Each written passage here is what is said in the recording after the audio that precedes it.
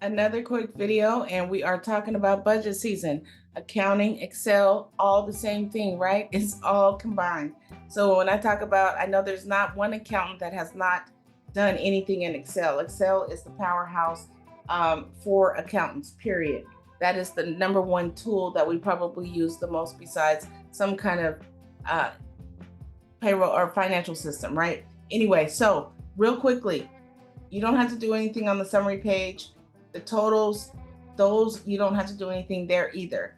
This is the income. This is where you want to put your income. You're projected to get $100,000, and you want to check this, maybe periodically every quarter, see how far you've come. Just say like end of June, which is the end of the second quarter, you are at, $75,000. So you need $25,000 to meet your goal of a 100,000, which you are doing right now, right? We're projecting $100,000 right now in January for the whole year. Income number two, whatever that looks like. If you don't have any extra income, put a 0 and a 0, and Excel will do the rest for you. So when we talk about expenditures, this is pretty neat. The one thing about this, I would go through and change all of these because I don't think, well, let's see. So this is all the expenses. I don't know. Yeah, I guess those do look like standard categories, right? So when we talk about categories and accounts, these are the standard ones.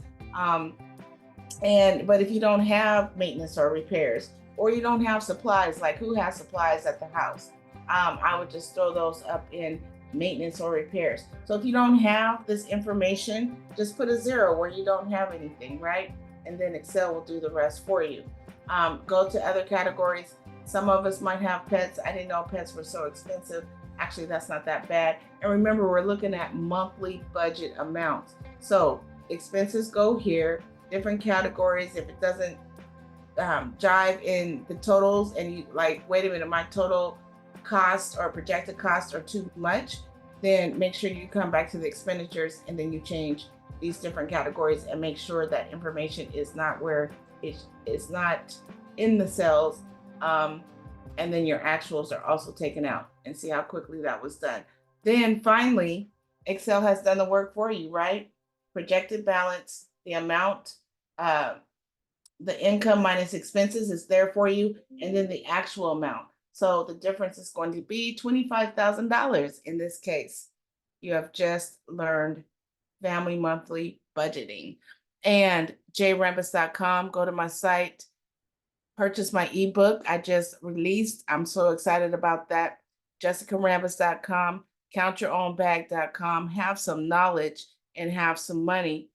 Countyourownbag.com.